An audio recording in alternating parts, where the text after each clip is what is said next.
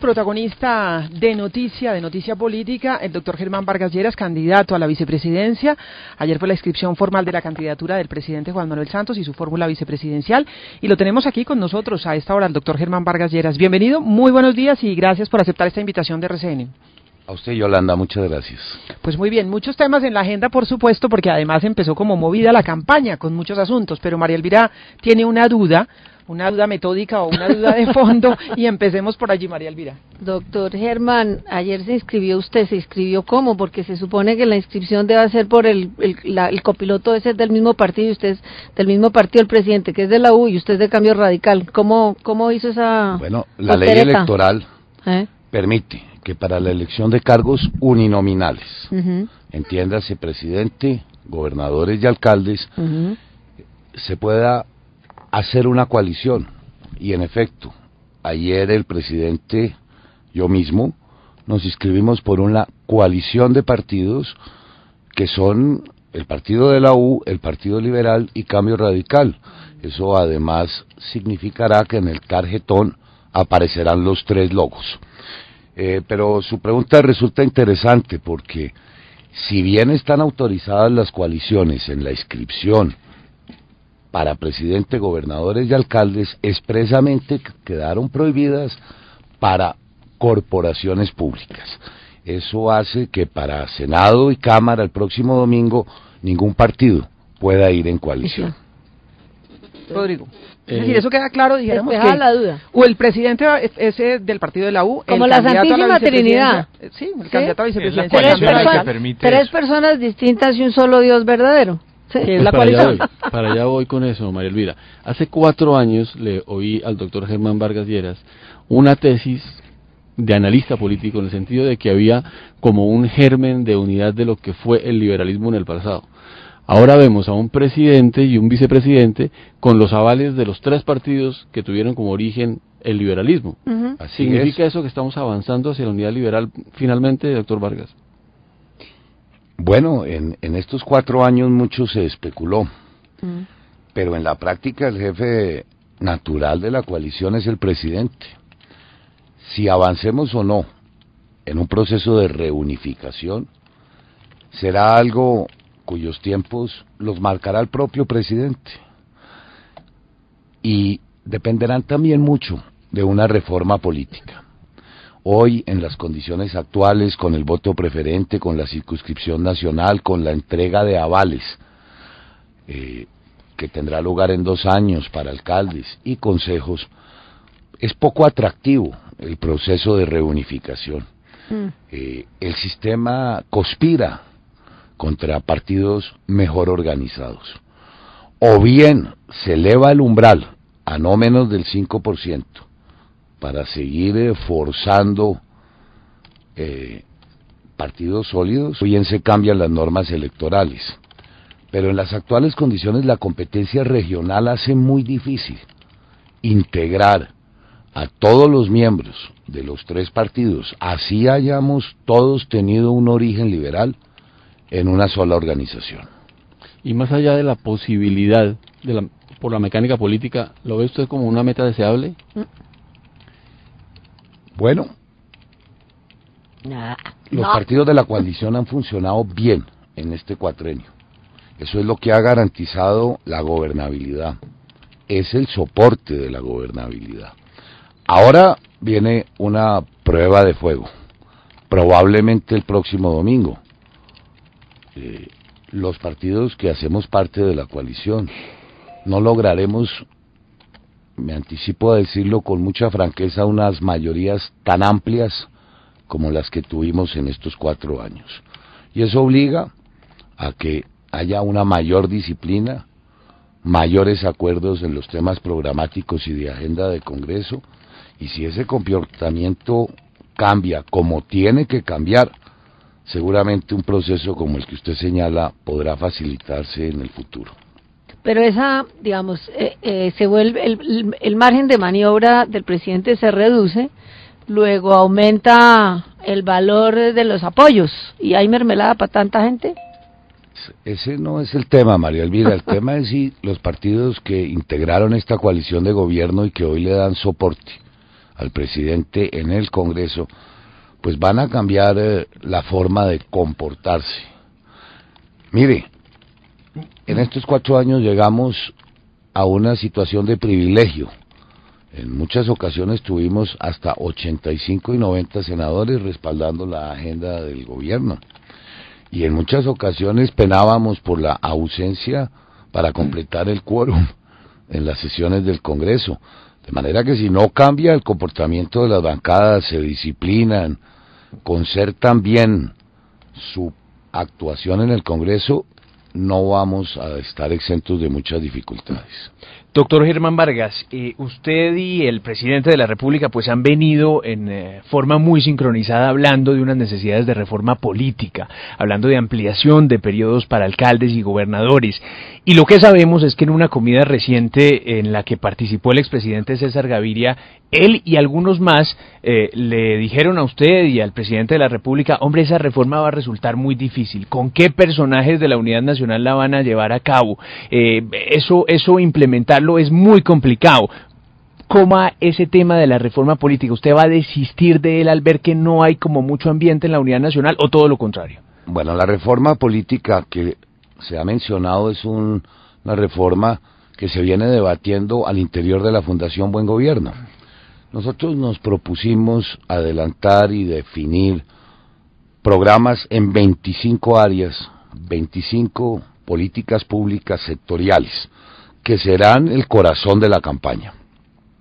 A partir de hoy el presidente iniciará sus recorridos por el país planteando cosas muy concretas, estratégicas, en algunos aspectos con mucho sentido autocrítico, para formularle al país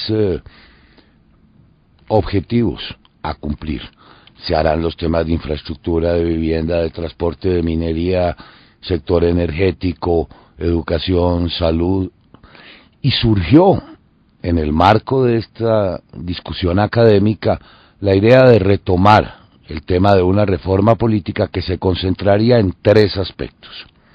El primero, la eliminación total o parcial de la circunscripción nacional, que como estamos viendo cada vez más ha envilecido el ejercicio de la política. La segunda propuesta tendría que ver con la eliminación del voto preferente. Eso va a permitir que los partidos se organicen en mejor forma. Y la tercera es una vieja idea del presidente que surgió hace 1 año y medio, también en un encuentro de alcaldes, donde señaló que él compartía la idea de eliminar la reelección y ampliar el periodo en 1 o en 2 años para el presidente. Pero, doctor, bueno, Germán, eso déjeme terminar, eso se recibió muy mal, jamás se interpretó.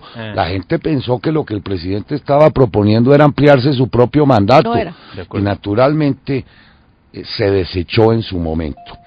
Nuevamente ya en el Congreso de Alcaldes de la semana anterior, él volvió a retomar la idea. De manera que, entiéndase bien, sería una reforma que se aplicaría para quien haya de sucederlo, de manera que en el año 2018 elegiríamos un presidente sin posibilidad de reelección, probablemente con un mandato de 5 años, y regiría para el futuro. Que se entienda bien que el presidente Santos no está pensando nuevamente en tocar el periodo para el cual esperamos sea elegido, entre otras cosas, porque media una jurisprudencia muy clara de la Corte Constitucional que es enfática en señalar que las personas elegidas tienen que cumplir su periodo sin que pueda ampliarse o restringirse. Pero entonces ustedes buscan la reelección para acabar con la reelección, ¿por qué no la acabaron desde antes? Hubiera sido deseable el año anterior, cuando el presidente lo propuso inicialmente, que una idea de esas hubiera tenido acogida,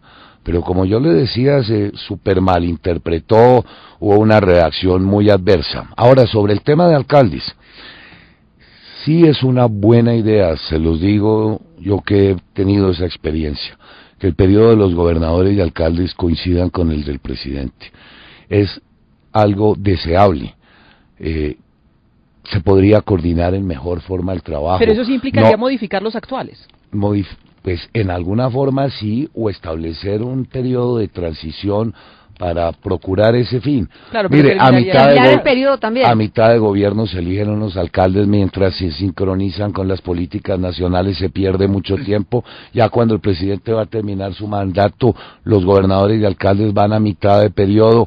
Eso es algo que deberíamos corregir. La sincronización no se discute, doctor Vargas Lleras, pero sí se ha comentado que si se hace en este momento, prolongando un poco el periodo de los actuales alcaldes, se estaría ofreciendo de alguna manera también una mermeladita en la campaña. Es decir, apoyen la candidatura que nosotros vamos a prolongarle su periodo. ¿Por qué no dejarlo para el siguiente? Yo lo que advierto es que los alcaldes están muy definidos. Aunque existe la norma que por demás también deberíamos modificar en el futuro para que los servidores públicos de una manera más transparente pudieran participar del proceso electoral, pues los gobernadores y alcaldes tienen una prohibición legal y en todo caso cada uno tiene una militancia partidista, no va a depender de lo que usted llama ese ofrecimiento para animarse a participar en el debate. Que le pongan un poquito más de cariño. Le pido un favor, doctor Vargas Lleras, que se pongan los audífonos. Hay una pregunta desde Washington, Juan Carlos Iragorri. Sí, doctor Vargas Lleras, usted a propósito de la situación del alcalde de Bogotá, Gustavo Petro, ha dicho pues que usted le pide a la rama judicial que se pronuncie y que le ponga fin a esta crisis institucional, pero también dijo lo siguiente, en las últimas horas usted dijo, el único complot que existe en Bogotá es de quienes la han conducido, empezando por el alcalde, con la más absoluta improvisación, quebrantando la ley que desgobierno, que populismo. Esa misma opinión la tiene también el presidente Juan Manuel Santos, ya que usted es el compañero de fórmula de él, porque él ha sido, digamos, ha preferido como mantenerse más al margen. ¿Él piensa esto mismo? No, yo no lo sé, pero sí es mi opinión. Yo creo que el gobierno nacional en todo caso debe tener cierta frustración, porque el presidente ha reiterado en una y varias oportunidades que la nación sí tiene un compromiso por Bogotá que quiere honrar. Desde hace ya algunos años, la nación se comprometió a cofinanciar el metro, también a hacerlo en la ampliación del sistema Transmilenio. Faltan las troncales de la avenida Boyacá, de la calle carrera 68, los recursos para llevar el Transmilenio por la 26 hasta la terminal del Dorado estuvieron a disposición de la alcaldía. Se ha venido hablando también de honrar el cumplimiento de los metrocables, no solo en Soacha y Cazucá, sino en la ciudad de Bogotá. Se están estructurando proyectos como los corredores férreos para llevar transporte por esta vía a Zipaquirá, a Facatativá y a Soacha. El gobierno nacional tiene un objetivo de avanzar en un proyecto de gran envergadura, cuál es la renovación del CAN. Un proyecto urbanísticamente muy ambicioso. Menciono algunos de los temas de recursos que la nación está dispuesta a comprometer y a invertir en Bogotá. Bueno, nada de esto ha sido posible. Ahora, para contestarle a usted, doctor Iragorri, sobre mi posición, yo de tiempo atrás he tenido una posición muy crítica de la administración. Desde la época en que era ministro estuve en desacuerdo con la manera en que se expidió el POT y su contenido. Estuve también dificultades con el programa de la vivienda gratis en Bogotá. La capital de la República era la ciudad que más se iba a beneficiar de este programa con más de 9.000 viviendas. Finalmente no pudimos suscribir sino un convenio por 4.500. ¿Y qué podemos pensar cuando en el resto del país ya se están entregando todas las casas y en Bogotá ni siquiera se han iniciado? Yo lo que podría decir en este aspecto es que ayer, una vez más, que vimos en Suba a los bogotanos y en Soacha tardando más de 3 horas en llegar a sus sitios de trabajo. Yo creo que esto es un síntoma más de la crisis profunda que vive de la ciudad, en donde, como usted bien lo ha recordado, yo creo que tenemos a Bogotá en un desgobierno, en una improvisación, en un populismo, en una parálisis, en una falta de gestión lamentable. Y por eso es muy importante que en medio de esta crisis institucional, pues la justicia se pronuncie en un sentido o en otro, pero que lo haga con celeridad y prontitud. Y vemos cómo en el día de ayer, pues empiezan a aparecer salvamentos de voto que conducen a dilatar una decisión del Consejo Superior que es la que podría ponerle fin a esta crisis en Bogotá. Mire, además me aterró oír al abogado del alcalde Petro cuando dice que no cumplirán las providencias judiciales y que cualquiera sea el sentido en que se pronuncien los altos tribunales colombianos, estarán y solo aceptan las decisiones de la Comisión Interamericana. Yo no había oído nada igual en un funcionario que ocupe tan alto cargo. ¿Qué hacer en el caso de que la respuesta formalmente del alcalde Gustavo Petro sea esa, la de sus abogados, de no acato las decisiones? Pues estaríamos quebrantando ya el Estado de Derecho. ¿Y en ese caso qué se pudiera hacer? Pues en ese caso lo que hay que hacer es que imponer la ley. Ya, lamentablemente, pues las providencias se tienen que cumplir. Y el gobierno nacional, yo espero, las haga cumplir. Porque eso sí sería un precedente funesto, el que frente a unas providencias de tan altos tribunales como es el Consejo de Estado y el Consejo Superior de la Judicatura, haya un servidor público que resuelva no acatarlas.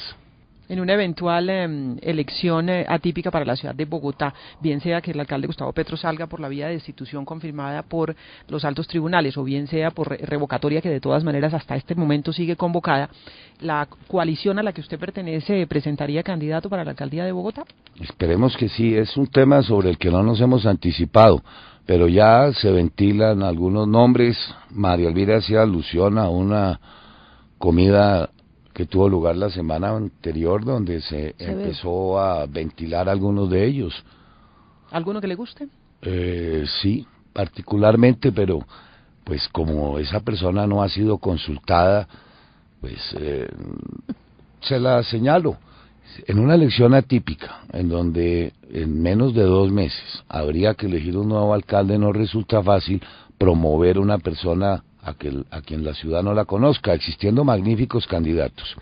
También se presenta el hecho de que quienes participaron en las elecciones anteriores están impedidos los 3, y me refiero al doctor Luna, la doctora Parodi y el doctor Lara. De manera que algunas personas han empezado a pensar en una persona como el general Naranjo para una elección atípica en un periodo de transición. Seguramente sería de muy buen recibo en Bogotá, mucho más cuando los indicadores de seguridad se han convertido en el principal problema que aqueja hoy a los bogotanos. Otro tema que tenemos en la agenda con el doctor Germán Vargas Lleras, candidato a la vicepresidencia, que nos acompaña en la mesa. Rodrigo Pardo. Oye, Yolanda, ya que hablamos del general Naranjo, doctor Germán Vargas, cuando se anunció que usted iba a ser el compañero de fórmula del presidente Santos, teníamos muchas expectativas sobre lo que usted iba a plantear sobre el tema de la paz, porque conocemos en su carrera política las posiciones más bien de dureza que usted ha defendido, la crítica que usted hizo al proceso de negociación del Caguán en un famoso debate en el Senado de la República, y ahora que el presidente Santos tiene como bandera principal de su campaña de la reelección del proceso de paz, pues teníamos, como digo, mucha expectativa. Usted ha salido al paso diciendo que usted confía en el presidente, que aunque es escéptico si hay un acuerdo de paz lo celebrará y que participará en un gobierno que desarrolle los programas de posconflicto. Pero digamos, ¿hasta dónde ese escepticismo que usted tiene frente a la principal bandera del presidente es un impedimento para que usted pueda acompañarlo a su jefe Juan Manuel Santos en su principal proyecto? Pero ayer levantaron los brazos de paz total, fue la consigna. No, mire, usted me releva prácticamente de reiterar lo que he venido diciendo, se lo sabe de memoria. Para que no nos repita el mismo cuento. Por eso, pero entonces mire, pues tengo que insistirle en algo, no le falta a usted razón, yo fui quien promoví los debates más duros contra el proceso de paz del gobierno Pastrana, pero más que contra el proceso de diálogo, lo hice contra las condiciones en que se adelantó este. Todo el mundo recuerda los abusos y los desmanes de la llamada zona de distensión. En esta ocasión, las circunstancias han sido bien distintas. Ni un solo día del gobierno del presidente Santos se ha bajado la guardia en el esfuerzo por desarticular esa estructura. Recuerde usted que es en el gobierno del presidente Santos donde se le ha propinado los más duros golpes a la FARC. La caída de Cano, la caída de Jojoy, y todas las semanas decenas de mandos medios de esa estructura están siendo capturados o dados de baja. Fue a mí a quien correspondió, en la ley que prorrogó la ley de orden público, incorporar la normatividad para que jamás en Colombia pueda haber lugar a un nuevo despeje de ninguna parte del territorio nacional. Pero dicho esto, también reconozco que como nunca antes se ha avanzado en ese proceso, y celebraría como el que más la suscripción de esos acuerdos, que nos toque presenciar en un plazo relativo de tiempo la desmovilización de esa organización, la entrega de las armas. Qué bueno que pudiéramos anticipar el fin de este conflicto en varios años. Doctor Vargas, a propósito, ahí están circulando versiones de que el general Mora saldría de la mesa. ¿Usted sabe algo de eso? No, en absoluto. ¿Pero ha oído algo de eso que ha circulado en otros medios? Sí, esta mañana advertí que se estaba especulando sobre una eventual salida del general Mora en una supuesta solidaridad con la crisis que se ha presentado frente a algunos miembros de la fuerza pública. Yo, por supuesto, no creo esa versión. Primero, porque el general Mora ha venido cumpliendo un papel fundamental en esa mesa. Pero segundo, yo no creo que el general Mora esté dispuesto a solidarizarse con quienes están sindicados de unos actos de corrupción. Eso no tendría sentido. Sí. Doctor Germán Vargas, pregunta muy sencilla, pues de respuesta de sí o no. ¿Iván Márquez al Congreso una vez eso se cumpla y se pueda firmar el proceso de paz? ¿O yo no sé si Iván Márquez al Congreso, pero le contesto con algo más amplio y igual de concreto. Sí. Yo quizás he sido de las personas más duras con los procesos de paz, pero si en Colombia viéramos una desmovilización efectiva, una entrega de las armas real y un real compromiso de ponerle fin a este conflicto, sí estoy en la posición de quienes creen que hay que ser tan generoso como sea necesario en ese famoso debate entre justicia, alternativa y cumplimiento de los acuerdos políticos, tan generoso como se quiera. O sea, necesite. Al punto en que Iván Márquez y los demás líderes de la guerrilla puedan aspirar al Congreso. Yo más que preocuparme por una participación de esa organización en el Congreso, lo que veo es que el meollo es cuánta pena se va a pagar o si no se va a pagar, cuál va a ser el alcance del perdón para suscribir esos acuerdos, y finalmente creo que lo que tiene menos importancia es cómo se va a garantizar la participación política de la misma.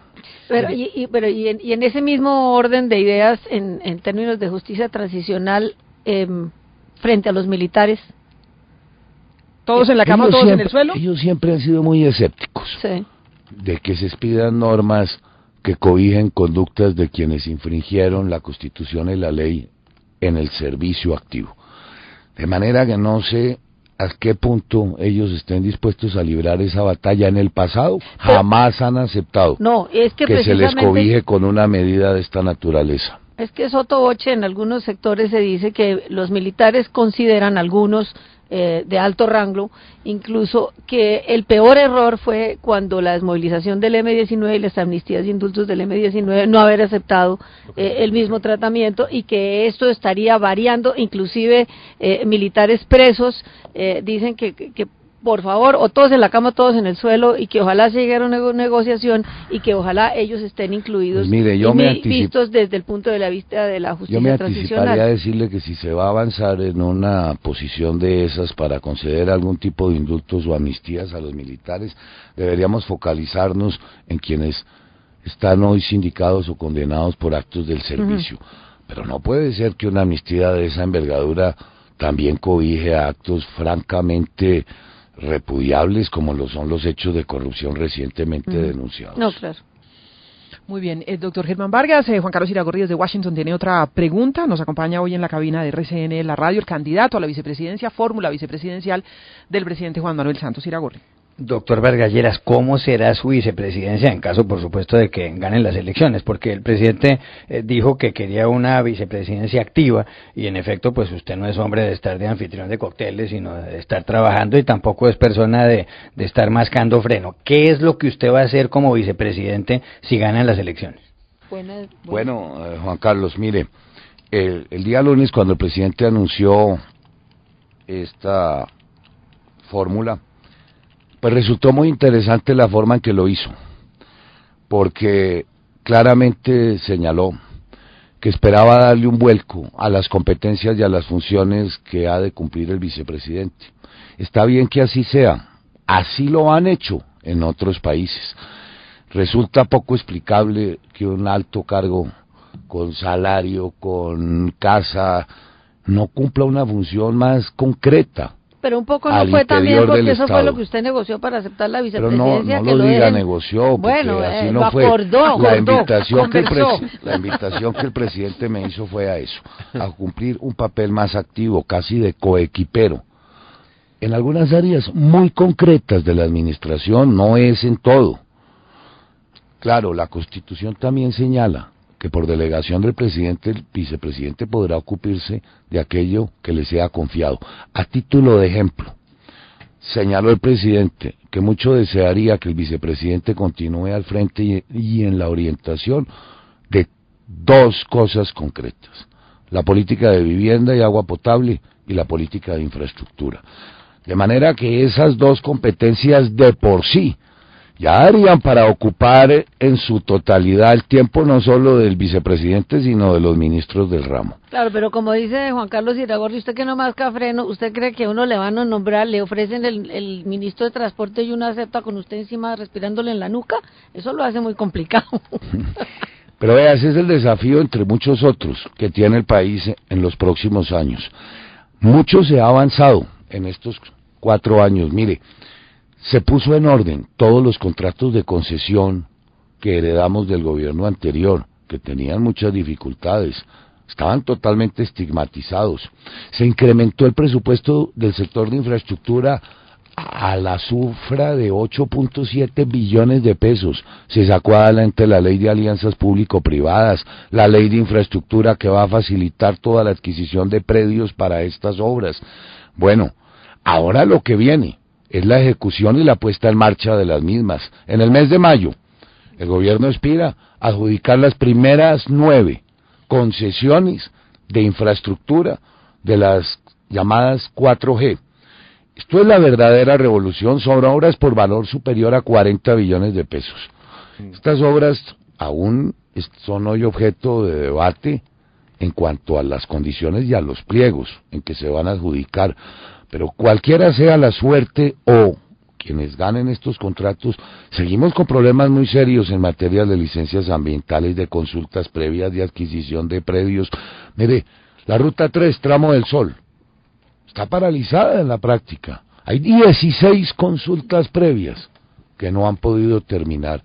Mi opinión personal es que si queremos dar ese gran salto, no solo en el tema de carreteras, sino en las concesiones férreas, en los aeropuertos, donde ya la ciudad y el gobierno nacional tomó la decisión de construir el aeropuerto alterno acá en el municipio de Madrid, resolver el tema del aeropuerto de Manizales, del de Santa Marta, la navegabilidad de los ríos Magdalena y Meta. Vamos a tener, yo lo digo francamente, que anteponer el interés nacional.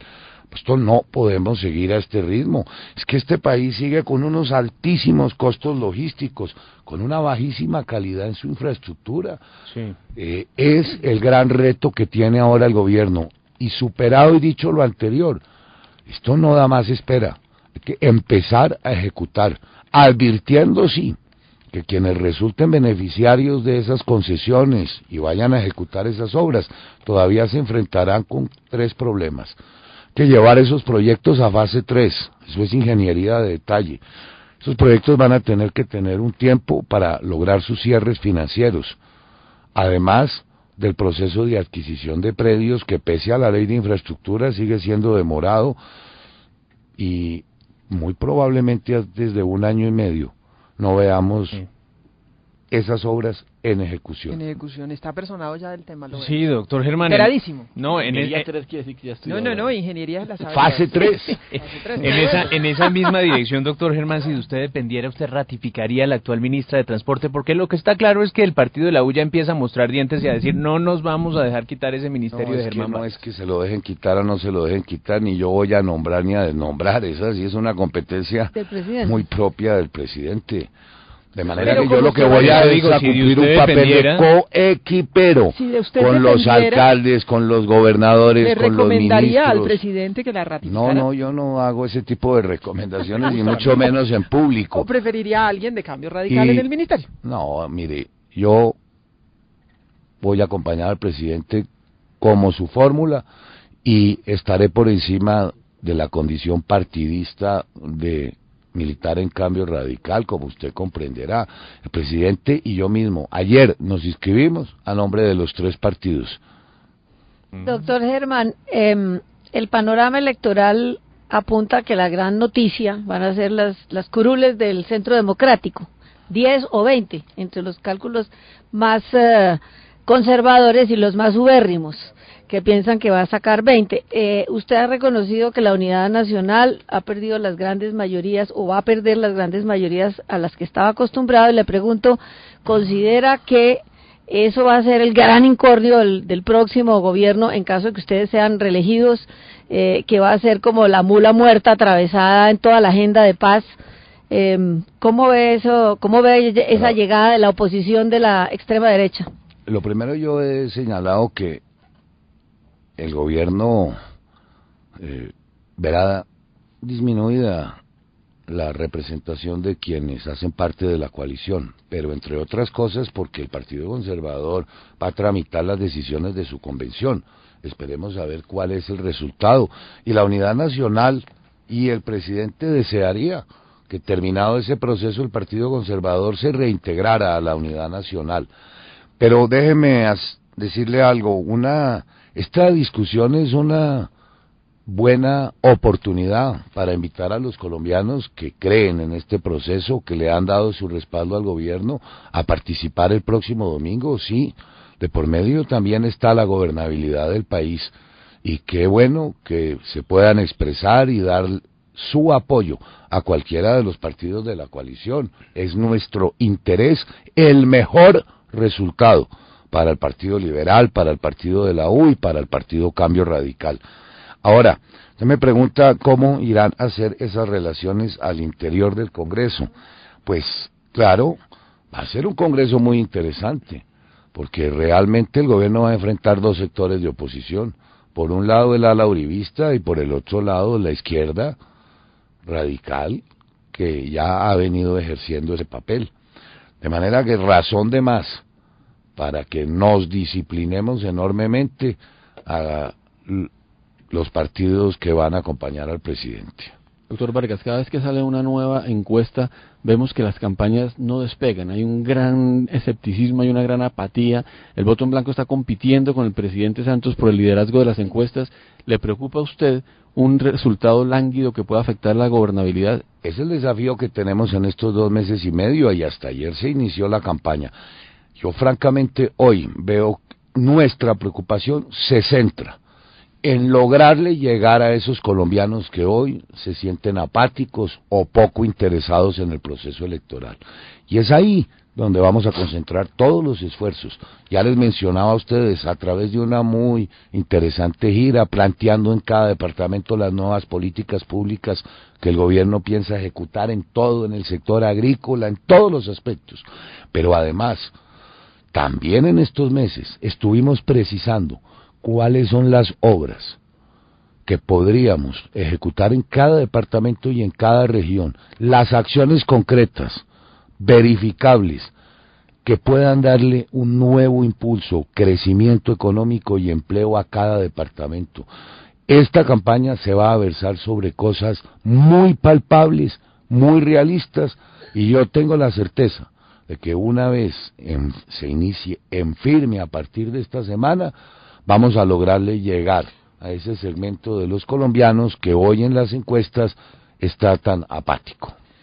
Pues muy bien, es el candidato a la vicepresidencia Germán Vargas Lleras. Formalmente, dice él, la campaña acaba de comenzar, porque apenas se hace la inscripción del presidente Juan Manuel Santos y su fórmula vicepresidencial, No, Sí, pero José no, Manuel, un segundito, José Manuel dice no, que es un que momento. por favor A ver, José déjeme Manuel. preguntarle Hablemos, que no, es es que crucial. esta pregunta sí es muy importante. esto Es que sí es lo ven, crucial, dice lo él. vemos con unos tarros por ahí, Otra. doctor Germán, y lo vemos flaco. ¿Usted qué está haciendo? ¿Está haciendo ¿Que dieta ¿Cuál o es la cómo es la dieta? cosa? Que por favor lee la Acatando fórmula. las José Manuel. recomendaciones de mi señora. O sea, la barriguita para los hombres es complicada. Cuente a ver. Acatándome las recomendaciones de mi señora que son muy duras. Ese Ajá. tarro verde es un jugo de apio y Sí, arracacha y una cosa bastante ¿Y el cigarrillo? dura. Ah, ¿Y el cigarrillo? desafortunadamente. O lo uno o lo otro, a ver. o cigarrillo, dieta, pero las dos no. Pero es que, no, es que fuera de carreta lo que dice José Manuel es cierto, sí interesa para bajar la barriguita, es la Claro, cosa. no, la sí, vanidad. cuente a ver cuál es ¿Jugo la de apio clave. y qué? Eso tiene Jugos de verduras. Nos va a tocar llamar a la señora. todas las verduras verdes licuadas, una cosa sumamente sabrosa. ¿Y cuántas veces al día? O en Una. ayunas. Una. Una vez al día, una vez al día. Vea, pues. Bueno, muy Ya bien. Gerardo le sopla la dieta. Entre jugo de apio y barriga, yo me quedo con barriga toda la vida. Pero es que Rodrigo se da el lujo de trotar con una regularidad envidiable. Quisiera hacer lo mismo porque a mí también me encanta el trote, es mi ejercicio preferido y cada vez que estoy fuera de Bogotá procuro practicarlo. Ya. No resulta fácil hacerlo aquí en la ciudad. Doctor Germán Vargas Lleras, muchísimas gracias por la visita. Estaremos Bueno, hablando en la a campaña. ustedes muy agradecidos por esta invitación y deseemos que hoy triunfe Colombia frente a Túnez, ¿no? ¿Marcador? ¿Y dónde va a haber Que el partido? se ¿Qué? iniciará a mediodía. Pues como estamos dedicados esta semana a recorrer Bogotá, Sí. hemos invitado hoy a los dirigentes de diferentes localidades, a Mejor. los Eso le va a ediles, meter política y a la fútbol. sede Lo que de Se la llama campaña goles y para ¿Le va a meter verlo. política al En fútbol? A el una- Palacio Líbano, en todo caso, Unos no va a haber encuentros partido. que se llaman No goles se y puede. votos. No sé si no. No, ya desde la próxima semana se inaugura formalmente las instalaciones de lo que será la sede de la campaña, nuevamente en la calle 72, abajo de la séptima, en lo que era el Enseñanza. convento. Sí. Doctor Vargas Lleras, muchas gracias y buen día. A ustedes lo mismo, muy agradecido. Germán Vargas Lleras, candidato a la vicepresidencia en los micrófonos de RCN La Radio.